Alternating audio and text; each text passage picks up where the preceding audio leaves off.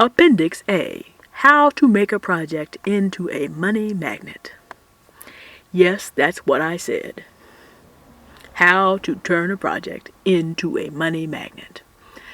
This strategy could work across any genre, provided you are willing to put in a little research time, keep an open mind about genres you don't necessarily work with, and act in good taste and with proper gratitude. And if you are able to expand what you will learn in this appendix to its fullest, this chapter may be worth the entire recording and the entire book, not only to you, but to your entire community. Remember what you read in Chapter 2 about public domain music and about how libraries across the world are stuffed with old edition of music upon which no one has copyright claims? Now please don't think, "There's a reason all those libraries are stuffed with this old music. Nobody wants to hear that old stuff anymore." I beg to differ. Consider 3 old folk tunes once known as Oralee, New Britain, and Londonderry Air. You probably know these tunes better as Love Me Tender, Amazing Grace, and Danny Boy. Beautiful melodies, particularly if they are easy to sing, tend to last through the centuries. Since humans have been loving, grieving, working, playing, worshiping, making war, making peace, living, and dying throughout history, good treatments of certain themes also withstand the test of time. That brings me to the subject of niche markets.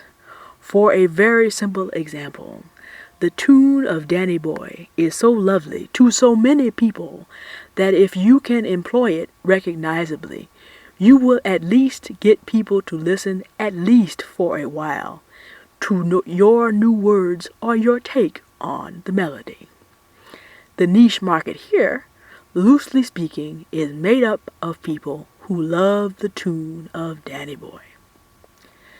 People who love the tune of Danny Boy might love it as part of their devotion to folk music from Ireland or the British Isles in general. And people who love folk music from Ireland or the British Isles are 2 actual niche markets that are aggressively courted today.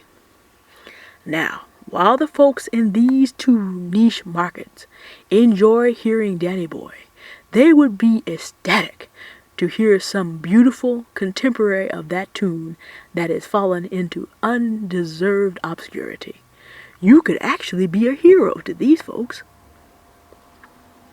For another example, those who follow world music and those who follow the music of the Americas might have an interest in the incredibly diverse tribal music of both Africa and Native America, from which the majority of popular music has been derived for an entire century. Here are some other big niches available for your immediate exploration. Many old editions of European classical music exist, and also most ragtime and early jazz and blues have passed into the public domain. All these styles encompass instrumental, vocal, and choral selections, and if you consider the Negro spiritual, from which so much of blues, jazz, and popular music is derived, there are choral music selections roughly in the jazz blues musical vein, dating all the way back into the public domain.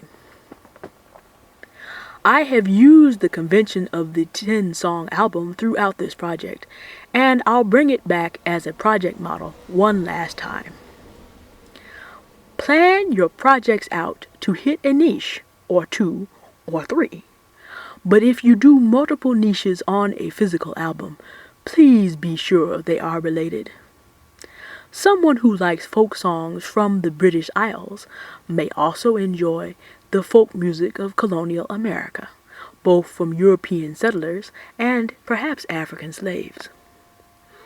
But it is less likely that someone who enjoys classic blues is going to enjoy selections from the heart of Germany's Black Forest.